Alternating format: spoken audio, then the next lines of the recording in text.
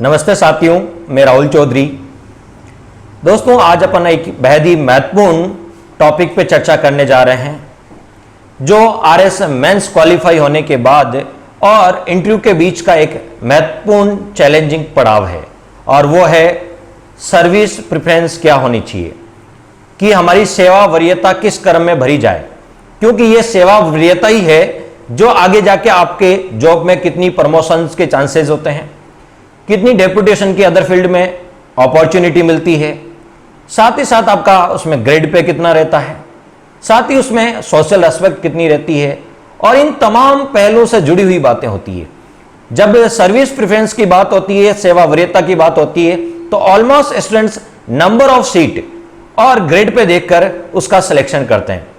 मेरा मानना है कि केवल ग्रेड पे और नंबर ऑफ सीट्स ही इसमें मायने नहीं रखती या इसमें वेरी नहीं करती। इसमें और भी बहुत सारे फैक्ट हैं जो वेरी करते हैं कि आपकी सर्विस प्रेफरेंस क्या हो, ताकि जब तक आप कंप्लीट जॉब करो तब तक आपको पश्चाताप ना हो, पछताना ना पड़े कि शायद मैं ये जॉब प्रेफरेंस कर लेता तो मेरा प्रमोशन जल्दी हो जाता, अच्छी मुझे सोशल रेस्पेक्ट मिल जाती, मुझे पब्लिक डीलिंग हैंडल ना करना पड़ता। इन तमाम पहलुओं पर आज अपन बात करेंगे। सर्वप्रथम मैं उन सभी आरएस एस्पिरेंट्स को जो 2018 मेंस का इंटरव्यू फेस करेंगे उनको अग्रिम शुभकामनाएं मेरी ओर से। दोस्तों, आपके लिए गोल्डन अपॉर्चुनिटी है। गोल्डन अपॉर्चुनिटी यूं है कि इस बार की यदि बात करें 2018 मेंस में 1.9 गुना लगभग 2 गुना कैंडिडेट्स को पास किया गया है इंटरव्यू के लिए लगभग 2 गुना अभ्यर्थियों को बुलाया गया है 1014 पोस्ट के लिए। 1014 पहले ये पोस्ट थी 980। पहले ये पोस्ट कितनी थी? 980 पोस्ट थी जब आपको पता है विज्ञप्ति जारी हुई थी। उसके बाद 1 जुलाई 2020 को एक आरपीएससी के द्वारा शुद्धि पत्र जारी किया गया, जिसमें 34 और सीटें बढ़ाई गई। कितनी बढ़ाई गई? 34 और सीटें बढ़ाई गई। इस प्रकार अभी आरएस 2018 के लिए टोटल पोस्ट हो गई आपकी 1014, और 1014 के लिए 1.9 गुना अभ्यर्थियों को लगभग 2000 अभ्यर्थियों को पास किया गया है। और मैं आपको बता दूं कि इस बार ये प्रैक्टिकली बात है दोस्तों, और प्रैक्टिकली बात में बहुत ही आप अच्छे से सुनिए, एक छोटा सा क्लू है जो बहुत कम लोगों को पता होता है।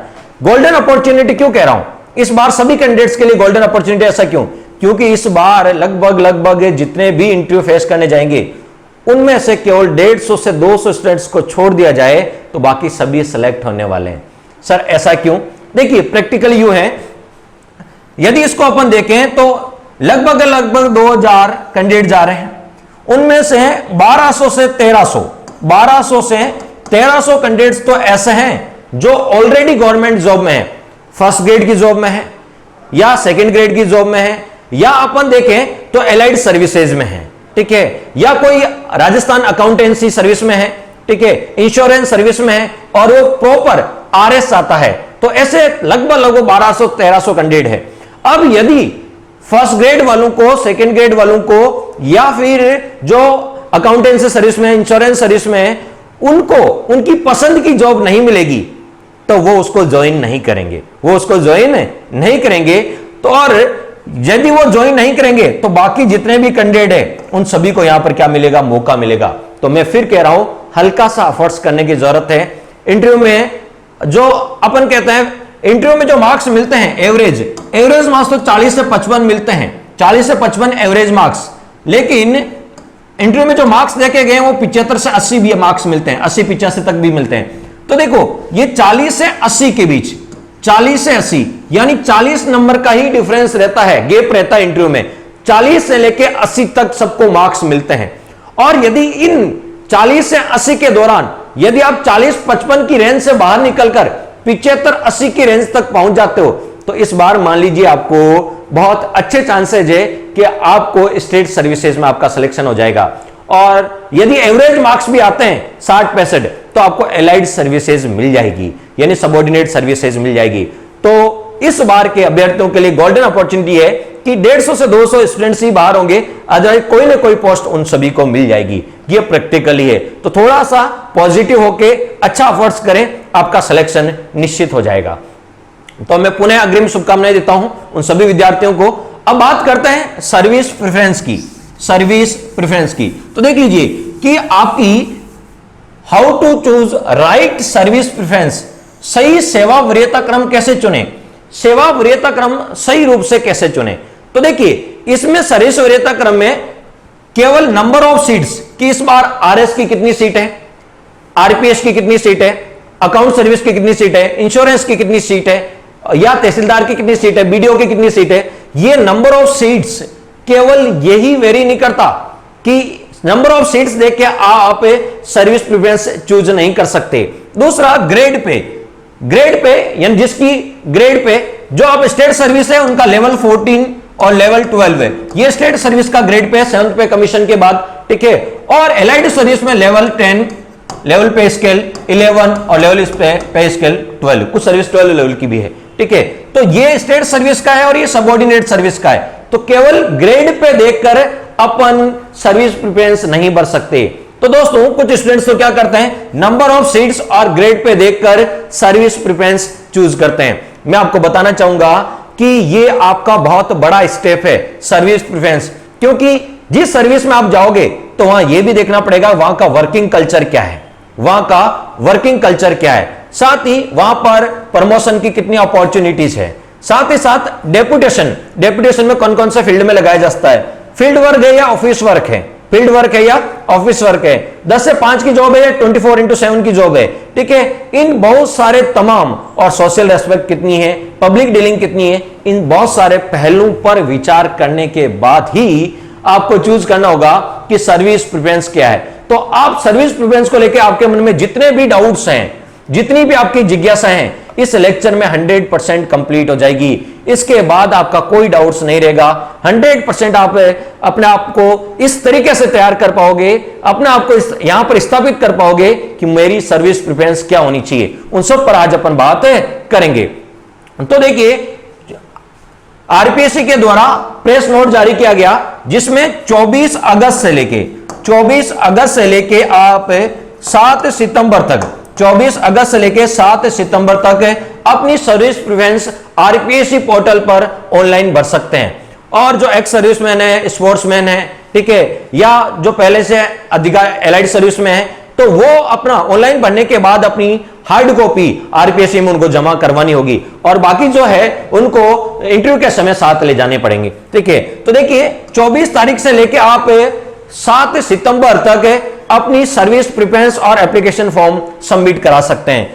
तो अब देखिए बात करते हैं कि सर्विस प्रेफरेंस में कौन कौन सी बातों का ध्यान रखा जाता है। तो देखिए सर्विस प्रेफरेंस में पहले नंबर ऑफ सीट्स देखी जाती है कि 2018 की जो आरएस की वैकेंसी उसमें नंबर ऑफ सीट्स क्या है। तो सबसे पहले मैं आपको यहां पे बताऊंगा स्टेट सर्विस कौन कौन सी होती है और यहां पे सबऑर्डिनेट सर्विस कौन कौन सी होती है। वैसे आप सभी लोगों को पता होगा, लेकिन जो पहली बार इंटरव्यू फेस करने जा रहे हैं उनको हल्का सा ये पता चाहिए कि बताओ स्टेट सर्विस कौन सी है और सबऑर्डिनेट सर्विस कौन सी है, ठीक है। और फॉर्म पे आपको पता है, या कह सकते हैं कि सर्विस प्रेफरेंस के समय क्या केवल स्टेट सर्विसेज को पहले सेलेक्ट करने के बाद ही सबऑर्डिनेट सर्विस को चयन करें? बिल्कुल दोस्तों ऐसा नहीं है। आप चाहे तो मान लीजिए आपने स्टेट सर्विस आरएस चूज किया, पहली प्रेफरेंस आपकी आरएस रही, ठीक है, दूसरी प्रेफरेंस मान लीजिए आपकी आरपीएस रही, ये दोनों स्टेट सर्विस है।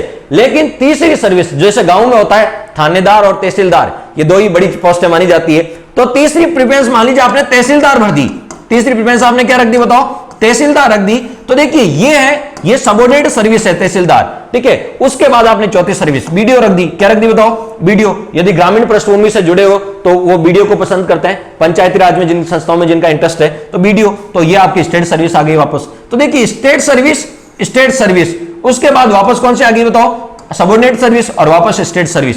ऐसे भी आप भर सकते हैं, जरूरी नहीं कि स्टेट सर्विस पहले कंप्लीट भरें उसके बाद आप सबऑर्डिनेट सर्विस, नहीं, स्टेट सर्विस सबऑर्डिनेट सर्विस वापस स्टेट सर्विस सबऑर्डिनेट, इस क्रम में भी आप सर्विस प्रेफरेंस दे सकते हैं। तो देखिए सर्विस प्रेफरेंस के में सबसे पहले क्या देखते हैं, तो सबसे पहले नंबर ऑफ सीट्स देखेंगे कि इस बार की वैकेंसी में नंबर ऑफ सीट्स क्या है और किस रैंक तक आपको एसडीएम की पोस्ट मिल सकती है और आरपीएस की पोस्ट मिल सकती है। 2016 के आंकड़ों के आधार पर यहां पर बताया जाएगा आपको। दूसरा यहां देखेंगे ग्रेड पे क्या है, यह भी आपको मैं डाउट दूर कर दूंगा आपका।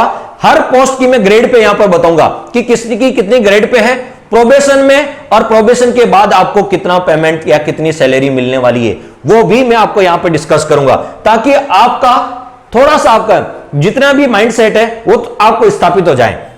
नेक्स्ट, वर्किंग कल्चर, इसके बारे में बात करेंगे कि सर्विस के मेरिट्स और डिमेरिट्स क्या हैं, क्या लाभ है और क्या कमियां हैं। ठीक है, तो मेरिट्स और डिमेरिट्स क्या हैं किसी भी पोस्ट के, उन सभी को अपन देखेंगे कि वर्किंग कल्चर कैसा है और वो वर्किंग कल्चर आपके नेचर को सूट करता है या नहीं करता है। पोस्ट के साथ पावर भी मिलती है, तो कुछ पोस्ट ऐसी है जिनके साथ साथ पावर भी मिलती है, रुतबा मिलता है, जैसे आरपीएस। पॉपुलैरिटी है, कितनी पॉपुलैरिटी मिलती है, पब्लिक डीलिंग वाले जितनी भी जॉब होते हैं उनमें पॉपुलैरिटी अच्छी मिलती है, और जिनमें रेस्पॉन्सिबिलिटी होगी उनमें आपको तो अपॉर्चुनिटी भी होगी। तो हम बात करेंगे कि पॉपुलैरिटी, सोशल पॉपुलैरिटी का सोशल रेस्पेक्ट कितनी मिलती है किस जॉब में। ठीक है, मान लीजिए किसी अकाउंटेंसी जॉब में चले जाओगे, इंश्योरेंस जॉब में चले जाओगे, तो वहां पब्लिक डीलिंग का इतना मामला नहीं है। ऑफिस जॉब है तो वहां इतनी ज्यादा सोशल रेस्पेक्ट नहीं मिल पाएगी, इतने लोगों से मिलना जुलना नहीं हो पाएगा जितना कि आप आरएस, एसडीएम के रूप में या तहसीलदार के रूप में या आरपीएस या बीडीओ के रूप में पब्लिक डीलिंग करते हो। नेक्स्ट है प्रमोशन चांसेस, क्या क्या है, किस सर्विस में आपके प्रमोशन चांसेस ज्यादा है, ठीक है, और किस में कम है, उनके बारे में अपन बात करेंगे।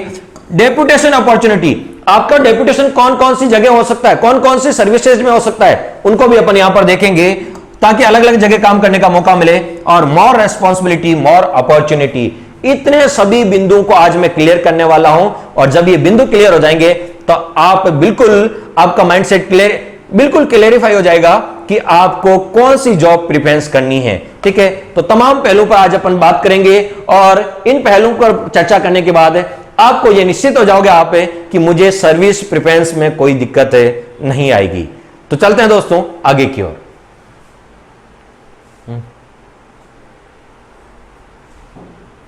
तो देखिए, हम जिस एग्जाम की बात कर रहे हैं, हम सामान्यतः बोलते हैं आरएस। क्या बोलते हैं बताओ? आरएस एक एग्जाम, आरएस एग्जाम, आरएस का इंटरव्यू। तो दोस्तों ये आरएस एक सर्विस है, एक पोस्ट है, एक पोस्ट है आरएस इनमें से, लेकिन हम सामान्यतः क्या बोलते हैं कि आरएस एग्जाम या आरएस का इंटरव्यू देने जा रहे हैं। देखिए, जिस एग्जाम का इंटरव्यू देने जा रहे हैं या जिस एग्जाम की आपने तैयारी की है वो है Rajasthan state and subordinate services combined competition exam. तो देखिए, इसमें राजस्थान की स्टेट सर्विस और सबऑर्डिनेट सर्विस, जितनी भी सबऑर्डिनेट्स हैं उनका एक कंबाइंड एग्जाम होता है। तो आप जो एग्जाम दे रहे हो केवल आरएस का एग्जाम नहीं देते हो, आरएस के अलावा जितनी भी स्टेट सर्विसेज है, ठीक है, जैसे आरपीएस है, अकाउंटेंट सर्विस है, इंश्योरेंस सर्विस है, टूरिज्म सर्विस है, ट्रांसपोर्ट सर्विस है, जितनी भी स्टेट सर्विस है, स्टेट सर्विस लगभग 20 स्टेट सर्विस है और 15 सबऑर्डिनेट सर्विस है, यानी 35 सर्विस के लिए जो हम एग्जाम दे रहे हैं, जिसमें स्टेट सर्विस भी आ गई और सबऑर्डिनेट सर्विस भी आ गई, उन सबको मिला के जो एग्जाम देते हैं उस एग्जाम को बोलते हैं Rajasthan state and subordinate service combined exam, और हम शॉर्ट में क्या बोलते हैं? आरएस। जो आरएस उनमें से एक पोस्ट होती है, कह सकते हैं कि एक पोस्ट होती है आरएस, एक पद होता है, एक सर्विस होती है आरएस की। इसके अलावा भी 35 सर्विसेज के लिए जो एग्जाम कंडक्ट कराया जाता है उसको बोलते हैं अपन Rajasthan state and subordinate service combined competition exam. ठीक है, और शॉर्ट में अपन बोलते हैं आरएस। ठीक है, तो जो एग्जाम हम जिसकी तैयारी कर रहे हैं, जिसका इंटरव्यू फेस करने जा रहे हैं, उसका पूरा नाम देखिए। इसमें राजस्थान की स्टेट सर्विसेज भी आती है और सबऑर्डिनेट सर्विसेज भी आती है, उनके लिए कंबाइंड कंपटीशन एग्जाम होता है, ये आप विशेषकर ध्यान रखें। दूसरा, अब चलते हैं कि जो आरएस 2018, जिसे अपन शॉर्ट में आरएस बोलते हैं, आरएस 2018 की जो वैकेंसी थी वो कितनी पोस्ट के लिए थी? तो मैंने बताया वो 980 पोस्ट के लिए थी। कितनी थी? 980 पोस्ट के लिए थी। लेकिन आरपीएससी के द्वारा एक शुद्धि पत्र जारी किया गया 1 जुलाई 2020 को। 1 जुलाई 2020 को शुद्धि पत्र जारी किया गया, और शुद्धि पत्र के तहत 16 तो स्टेट सर्विस में और 18 सबऑर्डिनेट सर्विस में पद बढ़ाए गए। 16 और 18 यानी टोटल 34 पद बढ़ाए गए। 16 सब स्टेट सर्विस में बढ़ाए गए और 18 सबऑर्डिनेट सर्विस में, टोटल 34 पोस्ट बढ़ाए गए। और 34 पोस्ट बढ़ाने के बाद अब आपकी टोटल पोस्ट हो गई है आरएस 2018 में 1014। इस प्रकार आपकी टोटल पोस्ट कितनी हो गई? 1014। ठीक है, और 1014 में से 421 स्टेट सर्विसेज की पोस्ट है और 593 सबऑर्डिनेट सर्विस की पोस्ट है। यह भी आपको पता होना चाहिए, स्टेट सर्विस की 421 की और सबऑर्डिनेट सर्विस की 593, क्योंकि सबसे पहला पर्पज यही है अपना कि किस पोस्ट के लिए आपको कितने कितने पद है, वो सबसे नंबर ऑफ सीट्स कितनी है वो वेरी करती है, तो उसको चेक कर लेते हैं। तो देखिए हम बात कर लेते हैं स्टेट सर्विसेज की। सबसे पहले किसकी बात करते हैं? स्टेट सर्विसेज की बात करते हैं, राज्य सेवाओं की बात करते हैं। और स्टेट सर्विस में सबसे पहले आती है आपकी आरएस, राजस्थान प्रशासनिक सेवा। राजस्थान प्रशासनिक सेवा ये स्टेट सर्विस में सबसे टॉप मोस्ट सर्विस है, ठीक है। तो स्टेट सर्विस में सबसे टॉप मोस्ट सर्विस कौन सी है? आरएस, ठीक है। और आरएस जो बनेगा वो एसडीएम बनेगा। क्या बनेगा? एसडीएम। आरएस का मतलब क्या बना? कौन से पोस्ट पे? एसडीएम, यानी इसे एसडीओ भी बोलते हैं। क्या बोलते हैं? एसडीओ भी बोलते हैं, सब डिविजनल मजिस्ट्रेट या सब डिविजनल ऑफिसर। और आगे जाके अपन चर्चा करेंगे एसडीएम और एसडीओ में क्या अंतर होता है। या इसे और भी बोलते हैं, एसीएम बोलते हैं। क्या बोलते हैं? एसीईएम। एसीईएम यानी assistant collector, assistant collector executive magistrate, assistant collector executive magistrate. तो देखिए प्रॉपर आरएस बनते हो आप, ठीक है, तो एसडीएम के पद के रूप में नियुक्ति मिलेगी, या इसे एसडीओ भी बोलते हैं, या इसे एसईएम बोलते हैं। तो तीनों मैंने अलग अलग बताए क्या है, आगे जाके इनके बारे में अपन देखेंगे। Sub divisional magistrate, sub divisional officer और असिस्टेंट कलेक्टर एग्जीक्यूटिव मजिस्ट्रेट, ठीक है, इन नामों से इसे जाना जाता है। अब देखिए इसकी पोस्ट कितनी इस बार प्रॉपर आरएस की? तो पहले 75 थी, 4 और बढ़ गई तो 79 पोस्ट है। टोटल कितनी पोस्ट है इसकी? 79। देखिए दोस्तों अब तक के जितने भी 13 का आरएस देख लीजिए, आरएस 2013 वैकेंसी देख लीजिए, 16 देख लीजिए और ये 18। अब तक बहुत बड़ी पहली बार प्रॉपर आरएस के लिए 79 की वैकेंसी आई। कितनी? 70। पहली बार प्रॉपर आरएस के लिए कितनी बताओ? 79 की वैकेंसी आई है। और ये अपना आप में बहुत बड़ी अपॉर्चुनिटी है। 79 प्रॉपर आरएस, नहीं तो कभी 50 आते हैं, कभी आपको तो 45 आते हैं, यानी लगभग 25 से लेके 60 तक पोस्ट आती है। कितनी आती है बताओ? 25 से लेकर 60 तक पोस्ट आती है। पिछली बार 88 पोस्ट थी प्रॉपर आरएस के लिए। कितनी थी? 2016 वाला 88 थी, लेकिन इस बार 79। काफी अच्छी पोस्ट है, ध्यान रखें, काफी अच्छी पोस्ट है, ठीक है। तो ये आपके लिए थोड़ा सा भी आप अच्छे मार्क्स लेके आओगे इंटरव्यू में और रिटर्न में थोड़ा हल्का अच्छा होगा तो आपको प्रॉपर आरएस मिल जाएगा। और काफी अच्छी पोस्ट है इस बार प्रॉपर आरएस के लिए। 79 पोस्ट है, तो आरएस के लिए 79 पोस्ट है। अब देखिए दूसरी है आरपीएस, राजस्थान पुलिस सर्विस। दूसरी कौन सी आपकी? RPS, Rajasthan police service. और राजस्थान पुलिस सर्विस में आप जाते हो, ठीक है। देखिए राजस्थान पुलिस सर्विस बड़ी चैलेंजिंग सर्विस है, ध्यान रखें। राजस्थान पुलिस सर्विस बड़ी चैलेंजिंग सर्विस है, 24/7 की सर्विस है, पब्लिक डीलिंग की सर्विस है। वहां आपको मान लीजिए भीड़ में कोई घटना हो गई, ठीक है, मॉब लिंचिंग या अन्य कोई हड़ताल या अन्य कोई घटना हो गई, तो आपको मौके पर पहुंचना पड़ता है, पब्लिक डीलिंग करनी पड़ती है, ठीक है। चैलेंजेस भी है, पॉलिटिकल प्रेशर भी है, ठीक है। तो एक चैलेंजिंग जॉब, ठीक है, हाई चैलेंजिंग, ठीक है, हाई अपॉर्चुनिटी वाली जो जॉब है वो है राजस्थान पुलिस सर्विस, ठीक है। अब देखिए राजस्थान पुलिस सर्विस के लिए इस बार पहले 34 थे, 2 और इंक्रीज हो गए, 36 पोस्ट है। आरपीएस के लिए इस बार कितनी पोस्ट है? 36 पोस्ट है आरपीएस के लिए। पिछली बार के मुकाबले कम है, लेकिन 36 पोस्ट है, ठीक है, काफी अच्छी पोस्ट है। आगे जाके अपन एनालिसिस करेंगे कि एसडीएम कहां तक मिल सकते हैं। पिछली बार 16 के आंकड़ों के आधार पर आरपीएस की रैंक कहां तक मिलती है। तो राजस्थान पुलिस है, आरपीएस बनने के बाद आपको सीओ सर्किल ऑफिसर या डीवाईएसपी, जिसे बोलते हैं डीवाईएसपी और सर्किल ऑफिसर के रूप में आपको मिलेगा 3 स्टार और आरपीएस का बेज भी मिलेगा। राजस्थान अकाउंटेंसी सर्विस, राजस्थान की अकाउंटेंसी सर्विस, ठीक है, ये भी स्टेट सर्विस में है, ठीक है, और इसके काफी अच्छी पोस्ट है इस बार। अकाउंट सर्विस में इस बार 108 पोस्ट है, 104 + 4 यानी 108 पोस्ट है अकाउंट सर्विस में। और अकाउंट सर्विस सबसे ज्यादा जो है गर्ल्स प्रिफेयर करती है। अकाउंट सर्विस में सबसे ज्यादा कौन जाना पसंद करती है? गर्ल्स। ऑफिस जॉब है, ठीक है, पब्लिक डीलिंग कब है, ठीक है, साथ ही साथ 10 से 5 की जॉब है। तो यहां पे देखें तो आराम की जॉब है, ठीक है, अकाउंट सर्विस, ठीक है। और अकाउंट सर्विस के साथ साथ अपनी अन्य जिम्मेदारियों को भी पूरा, सामाजिक जिम्मेदारी, अन्य जिम्मेदारी को पूरा किया जा सकता है। और अकाउंट सर्विस से बहुत सारे लोग तैयारी करके यूपीएससी क्रैक कर जाते हैं, यूपीएससी निकाल लेते हैं। तो अकाउंट सर्विस में आपको बिल्कुल ऑफिस जॉब है अकाउंट सर्विस, जो गर्ल्स सबसे ज्यादा आपको प्रिफरेंस करती है। और इस बार पोस्टें भी अच्छी है, 108 पोस्ट है। चौथे नंबर पे स्टेट सर्विस में आती है Rajasthan insurance, Rajasthan state insurance service, Rajasthan राज्य बीमा सेवा। और इसमें 11 पोस्ट है। कितनी है? 11 पोस्ट। मैं आपको बताना चाहूंगा ऊपर की 4 स्टेट सर्विस में, ऊपर की 4 RS, RPS, Rajasthan accountancy service और insurance service, Rajasthan state insurance service, इन 4 पोस्ट है, इन 4 यदि पोस्टों को देखें तो स्टेट सर्विस में टोटल पद है 421। स्टेट सर्विस में टोटल पद कितने हैं? 421। और इनको यदि अपन मिला के देखें, इनको मिला के देखें तो लगभग 230 पद, लगभग कितने बताओ? 230 पद। 230 पद आपको तो इन 4 सर्विस के हैं। 421 टोटल स्टेट सर्विस पोस्ट है, उनमें से इन 4 जो पोस्ट हैं, ठीक है, ये 4 सर्विसेज है, उनकी पोस्टें कितनी है? 230। यानी लगभग है तो 50 से 60%, 50 से 60% ये 4 आपको तो सर्विसेज है, इनके पद है।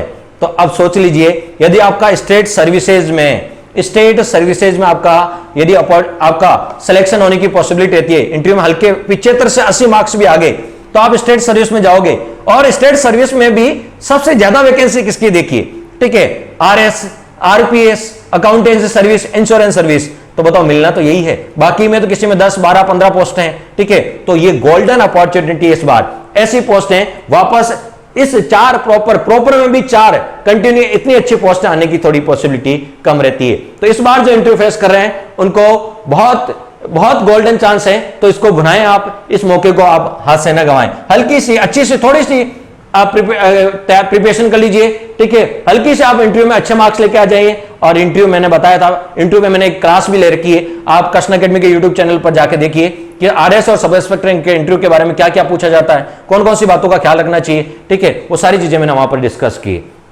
देखिए उसके बाद आती है आपकी राजस्थान इंडस्ट्रियल सर्विस। देखिए जब आप अकाउंटेंसी सर्विस में जाओगे, कौन सी सर्विस में जाओगे? अकाउंटेंसी सर्विस में जाओगे तो आपको क्या कौन सी पोस्ट मिलेगी? तो आपको मिलेगा अकाउंट ऑफिसर। क्या मिलेगा? अकाउंट ऑफिसर के रूप में आपकी नियुक्ति होगी। और यदि बात करें आप इंश्योरेंस सर्विस में जाओगे, कौन सी सर्विस में जाओगे? इंश्योरेंस सर्विस में जाओगे तो असिस्टेंट डायरेक्टर, सहायक निदेशक की पोस्ट मिलेगी। नेक्स्ट, उसके बाद आता है इंडस्ट्री सर्विसेज, उद्योग सेवा। स्टेट सर्विसेज की बात करें अपन, उसके बाद है उद्योग सर्विस। यदि बात करें उद्योग सेवा के इस बार 15 पोस्ट है। यदि बात करें इंडस्ट्री सर्विसेज की तो उसकी 15 पोस्ट है। कितनी पोस्ट है? 15 पोस्ट है। और इस बार आपको जो पोस्ट मिलने वाली है, यदि आप उद्योग सर्विस में तो डीआईओ, डिस्ट्रिक्ट इंडस्ट्रियल ऑफिसर है। उद्योग सेवा में जाने के बाद आपको जो पोस्ट मिलेगी वो मिलेगी डीआईओ, डिस्ट्रिक्ट इंडस्ट्रियल ऑफिसर, जिसे बोलते हैं जीएम, जनरल मैनेजर भी कहा जाता है। उसके बाद राजस्थान टूरिज्म सर्विस, और बता दें इस बार राजस्थान टूरिज्म सर्विस के लिए एक भी पोस्ट नहीं है, तो इस पे बात करना, ठीक है, जरूरी भी नहीं। राजस्थान टूरिज्म सर्विस के लिए इस वैकेंसी में कोई पोस्ट है नहीं है। बाकी अच्छी पोस्ट माना जाए टूरिज्म, जिनको घूमने का शौक हो, ठीक है, लोगों से मिलना जुलना, बाहर मेल पे आप कल्चर जानना, तो उसके लिए टूरिज्म सर्विस बहुत अच्छी है। उसके बाद राजस्थान वाणिज्य कर सेवा, और इसकी भी एक ही पोस्ट है, ठीक है, इसकी भी कितनी है? एक ही पोस्ट है। काफी अच्छी सर्विस मानी जाती है इसके एक। और इसके लिए एसईटीओ पहली बार जो कॉमर्शियल सर्विस है उसको प्रॉपर स्टेट सर्विस में लेके आए हैं। बाकी आपको बताया इससे पहले ये सबऑर्डिनेट सर्विस में होती थी। अब देखो एक एसईटीओ होता है, एक जेसीटीओ होता है, एसईटीओ और जेसीटीओ। अब देखिए एसईटीओ की फुल फॉर्म क्या है? तो एसईटीओ, देखिए एसईटीओ के assistant commercial tax officer, assistant commercial tax officer, और ये जूनियर कॉमर्शियल टैक्स ऑफिसर। तो देखो ये एसईटीओ का पद तो स्टेट सर्विस में आता है, और जेसीटीओ का पद किस में आता है? तो ये सबऑर्डिनेट सर्विस में आता है। किस में आता है? सबऑर्डिनेट सर्विस में। तो यदि आप राजस्थान वाणिज्य कर सेवा स्टेट सर्विस में आपको मिलता है तो आपको एसईटीओ के रूप में पोस्टिंग मिलेगी। और एसईटीओ को आजकल क्या बोलते हैं? Assistant commissioner of GST, assistant commissioner. देखो कमिश्नर कितना बड़ा वर्ड है, ठीक है, commissioner, assistant commissioner of GST, ठीक है, इसके रूप में भी जाना जाता है। पोस्ट देखें तो एक ही पोस्ट है। नेक्स्ट आपकी राजस्थान कोऑपरेटिव सर्विस, और राजस्थान कोऑपरेटिव सर्विस में 14 पोस्ट है। राजस्थान कोऑपरेटिव सर्विस और कोऑपरेटिव सर्विस में कितनी? 14 पोस्ट है। और यदि बात करें हम कोऑपरेटिव सर्विस की तो वहां पर एआर, असिस्टेंट रजिस्ट्रार का पद मिलेगा। किसका मिलेगा? असिस्टेंट रजिस्ट्रार, सहायक पंजीयक का पद मिलेगा, असिस्टेंट रजिस्ट्रार का पद मिलेगा। उसके बाद राजस्थान जेल सर्विस, कारागार सर्विस, और कारागार सर्विस में 2 ही पोस्ट हैं। कितनी पोस्ट हैं? 2 ही पोस्ट हैं कारागार सर्विस में। और कारागार सर्विस में सेम ही आपको डीवाईएसपी जेल, आरपीएस वही सेम, ठीक है, डीवाईएसपी, लेकिन ये जेल तक ही सीमित रहेगा। नेक्स्ट है राजस्थान नियोजन सेवा, एम्प्लॉयमेंट सर्विस, और नियोजन सेवा में यदि आपको जानते हो तो यहां पर पद कितना है? 3 पद है। कितनी पोस्ट है? 3। और यहां पर असिस्टेंट डायरेक्टर ऑफ एम्प्लॉयमेंट का पद मिलेगा आपको। नेक्स्ट है नेक्स्ट बात करें, बहुत ही अच्छी सर्विस है राजस्थान खाद्य एवं नागरिक रसद सेवा। ग्रामीण क्षेत्र में विशेषकर खाद्य एवं नागरिक रसद सेवा, ठीक है, फूड एंड सिविल सप्लाई, बहुत ही अच्छी पोस्ट मानी जाती है। पब्लिक डीलिंग भी है, लोगों से जान पहचान भी है, सोशल रेस्पेक्ट भी मिलती है, ठीक है।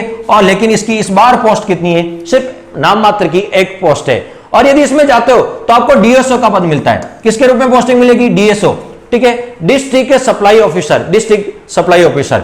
उसके बाद राजस्थान ट्रांसपोर्ट सर्विस, बहुत अच्छी पोस्ट मानी जाती है, लोग पसंद भी करते हैं, आरटीओ, राजस्थान ट्रांसपोर्ट सर्विसेज, ठीक है, राजस्थान ट्रांसपोर्ट ऑफिसर, आरटीओ। लेकिन इस बार एक भी पोस्ट नहीं है, ठीक है। लोग काफी अच्छे से पसंद करते हैं, ठीक है, काफी लोगों की पसंद होती है आरटीओ, ठीक है। कुछ लोग उसको तीसरी चौथी प्रेफरेंस पे बढ़ते हैं तहसीलदार के बाद, ठीक है। तो लेकिन इस बार इसके लिए कोई पोस्ट नहीं है। नेक्स्ट है राजस्थान महिला एवं बाल विकास सेवा, राजस्थान महिला एवं बाल विकास सेवा। बात करें महिला एवं बाल विकास सेवा, काफी अच्छी ग्रेड पे भी है, ठीक है, काफी अच्छी पोस्टें भी आती है। लेकिन मैं आपको बता दूं, महिला और बाल विकास सेवा अधिकांश लोगों को सूट नहीं करती, अधिकांश लोगों को ये सूट नहीं करती। तो या तो ये जॉब छोड़ के आ जाते हैं, ठीक है, या फिर अन्य सर्विसेज में चले जाते हैं तैयारी करके। तो राजस्थान महिला और बाल विकास सेवा यदि आपको मिलती है तो आपको सीडीपीओ का पद मिलेगा। किसका मिलेगा बताओ? सीडीपीओ के रूप में पोस्टिंग मिलेगी, सीडीपीओ के रूप में। सीडीओ की फुल फॉर्म क्या है? Child development project officer, child development project officer के रूप में आपको। और बता दें राजस्थान महिला एवं बाल विकास की प्रॉपर स्टेट सर्विस में 80 पोस्टें हैं। कितनी पोस्टें हैं? 80 पोस्टें हैं। तो यदि प्रेफरेंस की बात करें, अभी मैं बात नहीं कर रहा हूं, सिर्फ पोस्टें बता रहा हूं, फिर भी बात करें तो आरएस सबकी प्रेफरेंस रहती है। उसके बाद जो आपको होता है दबंग जॉब चाहते हैं, ठीक है, सोशल कल्चर अच्छा हो, ठीक है, या अपन कह सकते हैं सोशल रेस्पेक्ट अच्छी हो, ठीक है, प्रमोशन भी अच्छा हो, ठीक है, तो उसके लिए अपॉर्चुनिटी भी बहुत कुछ मिलती है, ठीक है। तो इसके लिए आप अधिकांश लोग आरपीएस को चूज करते हैं। लेकिन गर्ल्स जो ऑफिस वर्क को सूट करते हैं, जिनको ऑफिस वर्क सूट करता है, तो वो अकाउंटेंसी सर्विस में जाते हैं, ठीक है। तीसरे कुछ लोग डायरेक्ट सबऑर्डिनेट सर्विस तहसीलदार को रख देते हैं, तहसीलदार और थानेदार बताया था मैंने, तहसीलदार को रख देते हैं। और चौथी वीडियो रख देते हैं। लेकिन आपको होता है कुछ लोग 5 और 6 नंबर पर महिला और बाल विकास, क्योंकि अच्छी पोस्टें हैं, अच्छी। अभी आके जज करेंगे अपन, आप खुद ही जज करोगे इतना सारा क्लियर करने के बाद कि कौन सी जॉब आपके लिए सर्विस प्रेफरेंस और नेचर के अकॉर्डिंग अच्छी रहेगी। फिर राजस्थान देवस्थान, देवस्थान आपको सेवा में क्या होता है? जो मंदिर होते हैं, ट्रस्ट होते हैं, उनमें आपको सर्विस करने उससे बोलते हैं राजस्थान देवस्थान सेवा। और राजस्थान देवस्थान सेवा, राजस्थान देवस्थान सर्विस मिलने के बाद आपको मंदिर अंदिर इनका आपको क्या दिया जाता है, ठीक है, चार्ज दिया जाता है। लेकिन इसकी इस बार पोस्ट नहीं है, इस बार एक भी पोस्ट नहीं है। नेक्स्ट है बात कर लेते हैं राजस्थान महिला विकास सेवा। यह महिला और बाल विकास सेवा थी और ये महिला विकास सेवा है। और इसमें केवल कितनी पोस्ट हैं? 2 पोस्ट हैं। वो महिला और बाल विकास थी और ये महिला विकास है, ठीक है। और महिला विकास में आपको डिस्ट्रिक्ट वुमेन डेवलपमेंट ऑफिसर का पद दिया जाता है, डिस्ट्रिक्ट वुमेन डेवलपमेंट ऑफिसर का पद दिया जाता है महिला विकास सेवा में। फिर राजस्थान श्रम कल्याण सेवा, श्रम लेबर से रिलेटेड, और इसके लिए इसमें आपको जो पोस्ट मिलती है, वैसे श्रम कल्याण की इस बार एक भी पोस्ट नहीं है, लेकिन आपको जो पद मिलेगा वो मिलेगा डिस्ट्रिक्ट लेबर ऑफिसर का पद मिलेगा। नेक्स्ट है राजस्थान अल्पसंख्यक मामलात सेवा, माइनॉरिटी सर्विसेज में, ठीक है। यदि बात करें माइनॉरिटी की, ठीक है, तो इसमें 2 पोस्ट हैं। कितनी पोस्ट हैं? 2 पोस्ट हैं। इसकी ग्रेड पे भी काफी अच्छी है, ठीक है। अभी अपन आगे जाके बात करेंगे किसकी ग्रेड पे L14 है या किसकी L12 है, L10 है, L11, इन सब की बात करेंगे, ठीक है। तो यदि अल्पसंख्यक में जाते हो तो आप डिस्ट्रिक्ट माइनॉरिटी ऑफिसर बनते हो। और राजस्थान आबकारी सर्विस भी पहले आपको था सबऑर्डिनेट सर्विस में आती थी, पहली बार आबकारी सर्विस को स्टेट सर्विस में शामिल किया गया है। और 2 पार्ट कर दिए इसके, आबकारी सेवा और आबकारी निरोधक सेवा, प्रिवेंटिव। तो देखिए जो ऊपर लिखा हुआ राजस्थान आबकारी सेवा, ये तो सिविल सर्विसेज है, सिविल सर्विसेज है जिसकी 12 पोस्ट है। और दूसरा राजस्थान आबकारी निरोधक सेवा प्रिवेंटिव, ठीक है, और एक्साइज ऑफिसर, इसमें आपको 8 सर्विस है, लेकिन ये वर्दी वाली है, इसमें आपको वर्दी मिलती है और आरपीएस का बेज भी मिलता है। एक्साइज ऑफिसर के रूप में काम करते हो। ये दोनों किसके रूप में काम करते हैं? तो एईओ के रूप में काम करते हैं। किसके रूप में काम करते हैं? एईओ, असिस्टेंट एक्साइज ऑफिसर के रूप में कार्य करते हैं। लेकिन ये सिविल है और ये किसमें है बताओ? तो ये आपका है, ये वर्दी में है, ठीक है। इतना सा आपका अंतर है। तो हमने देखा कि किसमें, तो स्टेट सर्विस में बात करें तो अच्छी पोस्ट है किसमें? एक तो आरएस में है, एक इसमें आरपीएस में है, एक अकाउंट सर्विस में है, एक इसमें अकाउंट सर्विस में है, एक आपका महिला और बाल विकास सेवा में, महिला और बाल विकास, और एक राजस्थान ग्रामीण विकास सेवा। ये थोड़ी मिस हो गई थी, बीडीओ जो पंचायती राज इंस्टीट्यूशन में इंटरेस्ट रखते हैं, पंचायत या ग्रामीण पृष्ठभूमि से बिलोंग करते हैं, उनके लिए बीडीओ बहुत अच्छी पोस्ट है। वैसे गर्ल्स इस पोस्ट में कम जाना चाहती है, या जो अर्बन फील्ड के हैं, अर्बन जो आपको या कह सकते हैं कि अर्बन सेक्टर्स हैं या शहरी क्षेत्र से, वो भी इस फील्ड में कम जाना चाहते हैं, क्योंकि वहां सरपंच पति, विधायक पति, ठीक है, बहुत सारे लोगों से पब्लिक डीलिंग करनी पड़ती है, ठीक है। लेकिन सोशल रेस्पेक्ट देख लें, पब्लिक डीलिंग देख लें, रेस्पॉन्सिबिलिटी देख लें, अपॉर्चुनिटी देख लें और ग्रेड पे भी देख लें, तो आपको बीडीओ बहुत अच्छी पोस्ट है। और कुछ लोग तो इसको तीसरी या चौथी सर्विस प्रेफरेंस देते हैं, ठीक है। और ग्रामीण पृष्ठभूमि वालों के लिए तो बीडीओ बहुत अच्छी पोस्ट मानी जाती है, और इसके भी अच्छे पोस्ट है, 47 पोस्ट है। तो यदि बात करें प्रॉपर सर्विस में, तो प्रॉपर सर्विस में आप प्रेफरेंस के रूप में किसको दे सकते हो? आरएस पहली प्रेफरेंस सभी की होती है, दूसरी, लेकिन कुछ लोगों की आरपीएस पहली प्रेफरेंस होती है, जो पुलिस या अपन कह सकते हैं कि बताओ जो चैलेंज एक्सेप्ट करना चाहता है 24/7, ठीक है, साथ ही साथ पब्लिक डीलिंग, ठीक है, वर्किंग कल्चर जिनको, ठीक है, साथ ही साथ प्रेशर सारे हैंडल कर सकते हैं, पेशेंस रख सकते हैं, तो उनके लिए आरपीएस वो इसको पहली सर्विस प्रेफरेंस देते हैं, ठीक है। आप देख लीजिए सिर्फ 5 से 10% लोग होंगे जो आरएस को नहीं आरपीएस को प्रेफरेंस देंगे। सबके अलग अलग आपको होता है, पृष्ठभूमि होती है, अलग अलग आपको थॉट्स होता है, अलग अलग नेचर होता है, उन पे भी अपन बात करेंगे। लेकिन ऑलमोस्ट लोगों की पहली सर्विस प्रेफरेंस कौन सी होती है? आरएस। उसके बाद आरपीएस होती है, लेकिन मैंने कहा कि जो गर्ल्स होती है उनकी अकाउंटेंसी सर्विस में प्रेफरेंस, ऐसा नहीं कि सारी गर्ल्स, कुछ गर्ल्स आपको होता है जो एनसीसी इनकी होती है या इनका पारिवारिक पृष्ठभूमि होती है, तो वो इसको या दबंग सिंगम लेडी की तरह, तो वो आरपीएस को, अदरवाइज अकाउंटेंसी सर्विस को ज्यादा प्रिफेयर करती है, ठीक है। तो देखिए आरपीएस या गर्ल्स के लिए अकाउंटेंट सर्विस, ठीक है। अब आप ये सेकंड और थर्ड नंबर पे कैसे वेरी करता आपके अकॉर्डिंग वो देख लीजिए। थर्ड नंबर पे अधिकांश जो लोग लेके आते हैं वो आरटीओ को लेके आते हैं, लेकिन इस बार राजस्थान ट्रांसपोर्टेशन सर्विस आरटीओ की पोस्ट नहीं है, ठीक है, तो इसकी बात नहीं करेंगे। उसके बाद जो लेके आते हैं तहसीलदार, किसको लेके आते हैं बताओ? तहसीलदार को। तीसरे नंबर पे तहसीलदार एलाइड सर्विस है। तहसीलदार कैसी है? एलाइड सर्विस है, सबऑर्डिनेट सर्विस है, लेकिन इससे प्रमोशन है कि आप एसडीएम बनते हो, नायब तहसीलदार के रूप में पोस्टिंग होती है। 2 साल बाद, 2-3 साल बाद आपको तहसीलदार, और 10 साल बाद आप एसडीएम तक पहुंच जाते हो। और यदि कम एज में तो आपको एडीएम, यानी आपको आरएस और आईएएस बनने। अब देखिए तहसीलदार से आप आरएस बन सकते हो, तो देखिए आरएस बनने की अच्छी अपॉर्चुनिटी क्या है? तहसीलदार, क्योंकि तहसीलदार नायब तहसीलदार के रूप में पोस्टिंग होगी, 2 साल बाद तहसीलदार, 10 साल बाद आप क्या बन जाओगे? एसडीएम बन जाओगे, और फिर आपको 10 साल बाद, 7 से 8 या 10 साल बाद आप एडीएम बन जाओगे, यानी एडिशनल डिस्ट्रिक्ट मजिस्ट्रेट, यानी आईएएस बन जाओगे।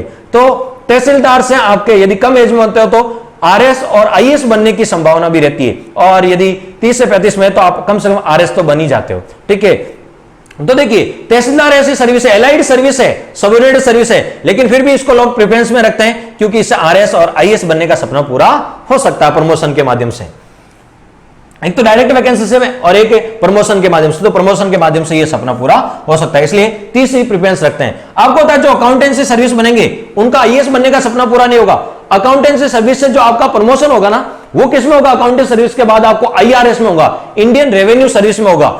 यदि आप अकाउंटेंसी सर्विस प्रेफरेंस करते हो, आपको आईएएस बनने का सपना पूरा नहीं होगा, आईआरएस इंडियन रेवेन्यू सर्विस में जाओगे, और आपको प्रॉपर आरएस यानी एसडीएम बन गए, तो एसडीएम के बाद आप एडीएम बन जाओगे, एडिशनल डिस्ट्रिक्ट मजिस्ट्रेट, और फिर आप डीएम बन जाओगे, डिस्ट्रिक्ट मजिस्ट्रेट। यानी एसडीएम से आप, वैसे आपको होता है 5 से 7 साल बाद आप क्या बन जाओगे? आईएएस बन जाओगे, ठीक है। तो आरएस से तो आईएएस बना जा सकता है, लेकिन तहसीलदार से भी आरएस और आईएएस बना जा सकता है। तो प्रेफरेंस के समय इन बातों को भी, प्रमोशन की किस किस में प्रमोशन के चांसेस है, कितने कितने, ठीक है, ड्यूरेशन में हो सकता है, तो उनको भी ध्यान रखना है। और दूसरा कि अकाउंट सर्विस है, यदि आपने प्रिपेयर करी तो फिर आईएएस नहीं बनोगे, आईआरएस बनोगे। क्या बनोगे? आईआरएस बनोगे, ये ध्यान रखना। और आरपीएस से आप आईपीएस बन जाओगे। आरपीएस है क्या?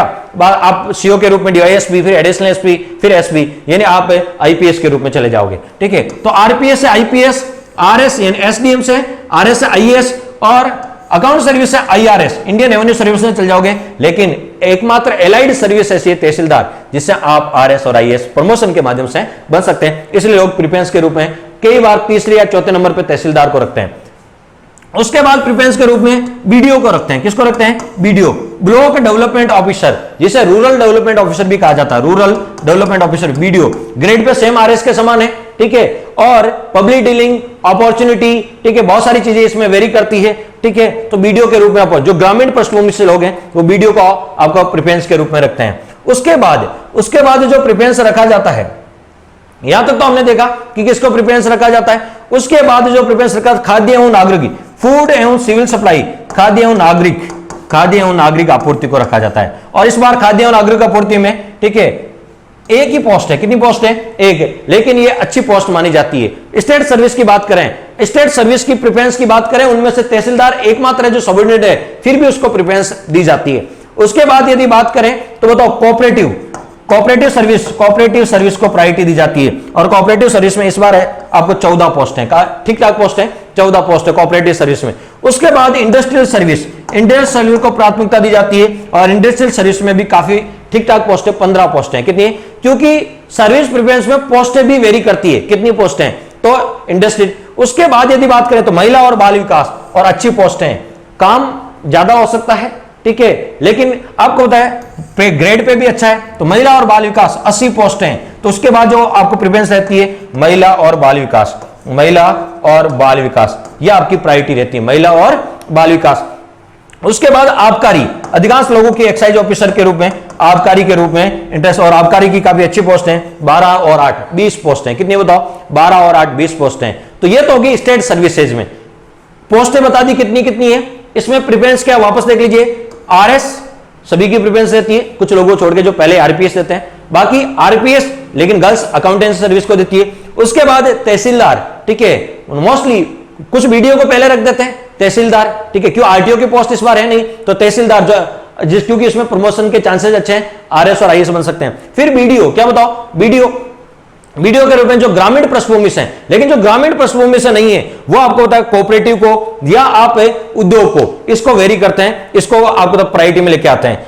इसके अलावा आप food and supply, civil supply, उसके बाद आप देख सकते हो महिला और बाल विकास और आबकारी, ये स्टेट सर्विस में कुछ प्रायोरिटी रहती है। आपकी अप डाउन हो सकती है, किसके आधार पर वो भी मैं आगे जाके बात करूंगा कि सर्विस प्रेफरेंस में केवल ग्रेड पे और मैंने कहा नंबर ऑफ सीट्स ही नहीं देखी जाती, केवल ग्रेड पे और नंबर ऑफ सीट नहीं देखी जाती, और भी बहुत सारी चीजें वेरी करती है, उनके बारे में अपन बात करेंगे। तो ये था स्टेट सर्विस में कौन कौन से सर्विस आती है और उनकी प्रेफरेंस क्या रहनी चाहिए और कितनी कितनी पोस्ट हैं। नेक्स्ट, तो हमने देखा था 20 सर्विस स्टेट सर्विस में आती है, प्रॉपर सर्विस में आती है, और 15 सर्विसेज ऐसी है जो सबऑर्डिनेट सर्विसेज में आती है। वो कौन कौन सी, एक बार देख लेते हैं कि सबऑर्डिनेट सर्विस में कौन कौन सी आती है। तो 15 सर्विस ऐसी है जो सबऑर्डिनेट सर्विस में आती है। तो देखिए सबऑर्डिनेट सर्विस में कौन कौन सी है। राजस्थान उद्योग सबऑर्डिनेट सर्विस, अधीनस्थ सेवा, उद्योग की आपको था स्टेट सर्विस में भी थी और ये सबऑर्डिनेट सर्विस भी है उद्योग की। अब सबऑर्डिनेट सर्विस में जो सबसे इंपॉर्टेंट सर्विस होती है वो तहसीलदार सेवा। कौन सी सेवा बताओ? तहसीलदार सेवा, जिसके बारे में अपन ने बात की थी कि नायब तहसीलदार, फिर तहसीलदार, ठीक है, उसके बाद आप एसडीएम और फिर एडीएम भी बन सकते हो, ठीक है। और अच्छी पोस्ट है इस बार 130 पोस्ट हैं, पहले 126 थी, 4 और इंक्रीज कर दी गई, 130 पोस्ट हैं, बहुत बड़ी पोस्ट है। ऐसा मान लीजिए सबऑर्डिनेट सर्विस में सबसे ज्यादा पोस्टें किसकी इस बार? तो तहसीलदार सर्विसेज की है, और ये आपके लिए गोल्डन अपॉर्चुनिटी, इसलिए बार बार मैं कह रहा हूं कि इस बार जो इंटरव्यू दे रहे हैं उनके लिए गोल्डन अपॉर्चुनिटी है, ठीक है। जब हम एग्जाम देते हो तो इन सबको नहीं पढ़ते हैं, और अब इन चीजों को अच्छे से देख लीजिए, बहुत बड़ी अपॉर्चुनिटी आपके लिए। 130 पोस्ट है इस बार तहसीलदार सर्विसेज की, ठीक है। और उद्योग सर्विस की जो एलाइड में वो है 5, कितनी है बताओ? 5। फिर है राजस्थान नियोजन, एम्प्लॉयमेंट में भी, स्टेट सर्विस में भी थी एम्प्लॉयमेंट सर्विस, और ये सबऑर्डिनेट सर्विस में भी है, और इसकी 14 पोस्ट है। देवस्थान प्रॉपर में तो इस बार कोई पोस्ट ही नहीं थी स्टेट सर्विस में, लेकिन जो आपके सबऑर्डिनेट सर्विस है देवस्थान में, उसमें 7 पोस्ट हैं। कितनी पोस्ट हैं इस बार? 7 पोस्ट हैं। राजस्थान आबकारी अधीनस्थ सेवा, ठीक है, आबकारी हमने देखा था, आबकारी स्टेट सर्विस में भी है और पहली बार स्टेट सर्विस में काउंट की गई, और ये आपका सबऑर्डिनेट सर्विस में। तो अंतर क्या है? स्टेट सर्विस में होगा वहां आपको एक्साइज ऑफिसर बनोगे, असिस्टेंट एक्साइज ऑफिसर बनोगे स्टेट सर्विस में, लेकिन आप सबऑर्डिनेट सर्विस में यदि आबकारी में जाते हो तो एक्साइज इंस्पेक्टर बनोगे। क्या बनोगे? एक्साइज इंस्पेक्टर बनोगे, ठीक है, एक्साइज इंस्पेक्टर वर्दी मिलेगी आपको, एक्साइज इंस्पेक्टर, ठीक है। मैंने कहा था एक तो एसईटीओ होता है जिसका एक ही पद था, एसईटीओ, असिस्टेंट कमिश्नर ऑफ जीएसटी, ठीक है, वो तो स्टेट सर्विस में आ गया। लेकिन जेसीटीओ जूनियर कमर्शियल टैक्स ऑफिसर, ये आपको होता है किसमें आता है? सबऑर्डिनेट सर्विस में आता है, और इस बार इसके भी अच्छी पोस्ट हैं, 114 पोस्ट हैं। कितनी पोस्ट है? 114, और अच्छी पोस्ट मानी जाती है, ठीक है। आपको इसके बाद इसका प्रमोशन एससीटीओ के रूप में हो जाता है, असिस्टेंट कमिश्नर ऑफ जीएसटी के रूप में हो जाता है। ठीक है, तो ये काफी अच्छी पोस्ट है। ठीक है, जेसीटीओ में इस बार 114 पोस्ट है। नेक्स्ट है Rajasthan food and civil supply. ठीक है, राजस्थान फूड एंड सिविल ऊपर प्रॉपर में भी थी ये सर्विस, स्टेट सर्विस में केवल एक पोस्ट थी इसके लिए, लेकिन सबऑर्डिनेट सर्विस में इसकी 36 पोस्ट हैं और अच्छी खासी आपको ग्रामीण पृष्ठभूमि इसकी जान पहचान है, सोशल एस्पेक्ट है। तो इस सर्विस में 36 पोस्ट हैं, यह भी काफी अच्छी बात है। राजस्थान कोऑपरेटिव सर्विस प्रॉपर में भी थी और स्टेट में भी थी, और स्टेट आपको पता प्रॉपर में, ठीक है, प्रॉपर स्टेट में थी और ये सबऑर्डिनेट में भी है। और सबसे ज्यादा इंपॉर्टेंट है कि सबऑर्डिनेट में इसकी पोस्ट है 169, सबऑर्डिनेट में इसकी सबसे ज्यादा पोस्ट हैं। तो इस बार कोऑपरेटिव की सबसे, यदि सबऑर्डिनेट सर्विस में बात करें सबसे देखिए ज्यादा पोस्ट है कोऑपरेटिव की। किसके बताओ? कोऑपरेटिव की। और कोऑपरेटिव के बाद जो नंबर आता है वो आता है तहसीलदार का, और उसके बाद आता है जेसीटीओ का। किसका आता है? जेसीटीओ का। और उसके बाद आता है किसका? खाद्य एवं नागरिक। और आपको बता दूं अधीनस्थ सबऑर्डिनेट सर्विस में चार ही चीजें ज्यादा, चार ही सर्विसेज ज्यादा पॉपुलर रहती है। कौन सी? एक तो तहसीलदार सबऑर्डिनेट सर्विस में सबसे पहली आप प्रेफरेंस पे रखी जाती है। दूसरी प्रेफरेंस पे इसमें से जो रखी जाती है वो रखी जाती है आपकी कौन सी? खाद्य एवं नागरिक रसद। खाद्य एवं नागरिक रसद ये दूसरी प्रेफरेंस पे रखी जाती है अधीनस्थ में से यदि रखना हो तो। ठीक है, उसके बाद आपको रखी जाती है सेकर कोऑपरेटिव सर्विस। कौन सी? कोऑपरेटिव। और उसके बाद जेसीटीओ। कौन सी? जेसीटीओ। ये चार पोस्ट हैं जो वेरी करती है, और इनमें से तहसीलदार तो आपको होता है तीसरे और चौथे नंबर पर चली जाती है, ये भी ध्यान रखें। नेक्स्ट है राजस्थान महिला और बाल विकास, ये सबऑर्डिनेट सर्विस में इसकी 3 पोस्ट हैं। सामाजिक न्याय और अधिकारिता ये 3 अलग अलग है। इस बार कारागार के लिए अलग है, सोशल वेलफेयर के लिए अलग है, और सोशल सिक्योरिटी के लिए अलग है। सोशल सिक्योरिटी में कोई पोस्ट नहीं है, बाकी आपको तो कारागार में 18 है, सोशल वेलफेयर में 7 है। ठीक है, राजस्थान श्रम कल्याण लेबर की बात करें तो बताओ लेबर वेलफेयर में 14 पोस्ट है। अल्पसंख्यक मामला, अल्पसंख्यक में भी माइनॉरिटी में भी 2 है, एक तो सोशल ऑफिसर है, ठीक है, वेलफेयर ऑफिसर है, और एक प्रोग्रामर ऑफिसर है। वेलफेयर ऑफिसर की 16 पोस्ट है और प्रोग्रामर ऑफिसर की 34 पोस्ट हैं। तो बात करें सबऑर्डिनेट सर्विस में तो इसमें पहली प्रेफरेंस रहती है तहसीलदार। तहसीलदार जो आपको तो तीसरे और चौथे नंबर तक चला जाता है, तीसरे चौथे नंबर की प्रेफरेंस होती है, लेकिन ये सबऑर्डिनेट सर्विस में होता है। उसके बाद यदि बढ़ना हो आपको तो हमने कहा कि जो एक बार फिर मैं आपको प्रेफरेंस बता देता हूं कि किस पोस्ट पे। अब हमने सबऑर्डिनेट सर्विस भी देख ली और स्टेट सर्विस भी देख ली, तो हमने कहा 20 स्टेट सर्विस है और 15 सबऑर्डिनेट सर्विस है, टोटल 35 सर्विसेज आपको है। उनमें से कुछ सर्विसेज की पोस्ट नहीं है इस बार। फिर भी प्रेफरेंस के रूप में पहली प्रेफरेंस आरएस सभी की रहती है, दूसरी प्रेफरेंस आरपीएस, और किसी की गर्ल्स की राजस्थान अकाउंटेंसी सर्विस भी हो सकती है, तीसरी आरटीओ होती है, लेकिन आरटीओ इस बार पोस्ट नहीं है। ठीक है, ये कोई सार्वभौमिक नहीं है, ये कोई सब्जेक्टिव आंसर नहीं है इसका, लेकिन कौन सी पोस्ट है इस बार, पोस्ट किसकी ज्यादा अच्छी है, और कौन आपको बताए कि पोस्ट भी वेरी करेगी, नंबर ऑफ सीट भी वेरी करेगी, ग्रेड पे भी, और अन्य चीजें भी वेरी करेगी। तो देखिए आरपीएस, उसके बाद तहसीलदार, कुछ लोग तहसीलदार को प्रिपेयर करते हैं, आरटीओ तो है नहीं। ठीक है, उसके बाद बीडीओ को प्रिपेयर करते हैं, बीडीओ की तहसीलदार की पोस्टें अच्छी इस बार। उसके बाद बीडीओ की 47 पोस्ट काफी अच्छी पोस्ट है। ठीक है, उसके बाद जो प्रिपेयर करते हैं तो यहां तक तो हमने देख लिया। उसके बाद खाद्य एवं नागरिक, लेकिन प्रॉपर में इसकी कोई वैकेंसी नहीं है, तो इसको लोग नीचे तक लिखाते हैं। इंडस्ट्रियल सर्विस की पोस्टें हैं इस बार, उद्योग सर्विस को ज्यादा प्रिपेयर करते हैं। उसके बाद आप महिला और बाल विकास को कर सकते हो, महिला और बाल विकास, महिला और बाल विकास प्रॉपर की बात कर रहा हूं। अभी तो मैंने सबऑर्डिनेट केवल एक ही लिया तहसीलदार, बाकी सारी प्रॉपर की बात कर रहा हूं मैं। ठीक है, उसके बाद आबकारी, कौन सा? आबकारी, आबकारी। और आबकारी के बाद अब आप जो सिलेक्ट करना चाहो वह राजस्थान में अधीनस्थ सेवा में उद्योग सर्विस कर सकते हो, उसके बाद खाद्य एवं नागरिक, उसके बाद सहकारिता, उसके बाद जेसीटीओ, उसके बाद जेसीटीओ। ठीक है, तो ये आप, तो मैं नंबर कर देता हूं। आरएस पहले नंबर पे, दूसरे और तीसरे नंबर पे ये अकाउंटेंसी सर्विस और आरपीएस जो आपको प्रिपेयर करता है, तीसरे पे तहसीलदार, 3 हो गया, चौथे पे तहसीलदार, 5वें पे बीडीओ, 6ठे पे उद्योग प्रॉपर, 7वें पे महिला और बाल विकास, 8वें पे आबकारी।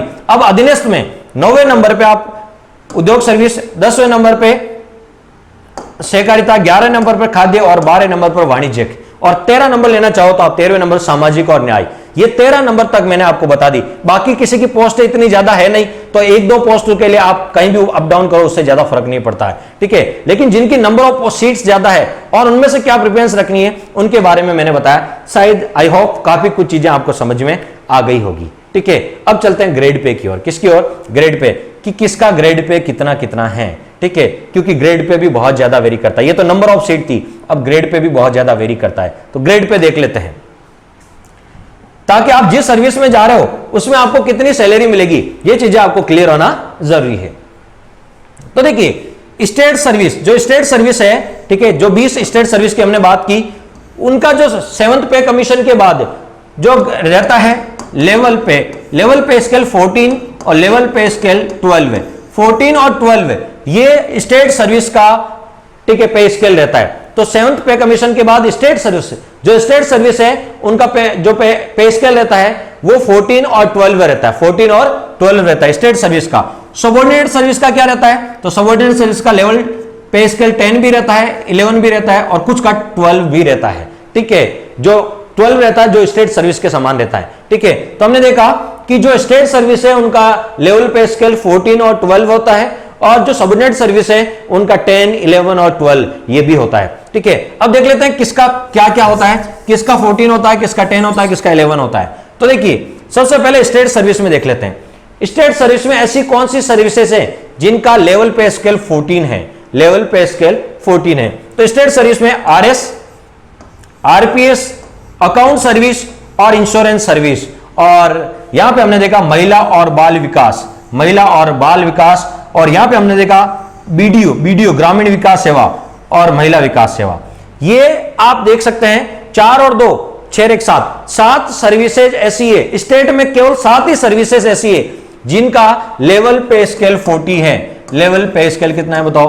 14 है। ठीक है, तो ध्यान रखें, यह भी बहुत वेरी करता है कि बताओ आप प्रिफरेंस में कैसे रखोगे।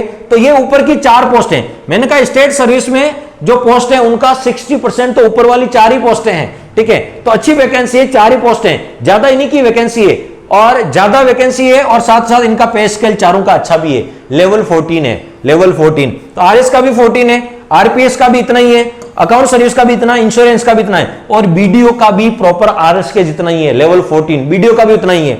महिला और बाल विकास इनका भी लेवल 14 ही है। ठीक है, तो महिला बाल विकास, BDO, ठीक है, साथ ही साथ RS, तो हमने कहा कि इनका लेवल पे स्केल उतना ही है। तो RS, RPS, Rajasthan account service, ठीक है, इंश्योरेंस सर्विस, महिला और बाल विकास, और BDO महिला बाल विकास। तो हमने देखा कि इनका, लेकिन इस बार जो पोस्ट हैं, तो हमने कहा पोस्ट के अनुसार और ग्रेड, इनका ग्रेड पे तो सबका समान है। तो पोस्ट के अनुसार देखें तो RS, RPS, account service, BDO, ये 4 तो मैंने पहले ही बता दिया था इनकी प्रिफरेंस अच्छी, क्योंकि इंश्योरेंस में ज्यादा पोस्टें नहीं है, इंश्योरेंस में ज्यादा पोस्टें हैं नहीं। ठीक है, ग्रेड पे है लेकिन पोस्ट नहीं है, और वहां पर सोशल एस्पेक्ट भी इतनी नहीं है, पब्लिक डीलिंग भी इतनी नहीं है, अपॉर्चुनिटी चैलेंजिंग ये सारी इतने नहीं है। महिला बाल विकास में इस बार प्रॉपर में पोस्टें कम है, ग्रेड पे तो है लेकिन पोस्टें कम है। इसलिए मैंने पहले ही बताया था आपको कि स्टेट सर्विस में ये 4 सर्विस है जिनका ग्रेड पे लेवल 14 है। बाकी सभी का स्टेट सर्विस में बाकी जितनी भी सर्विस है उनका लेवल 12 है। उनका कितना बताओ? लेवल 12 है।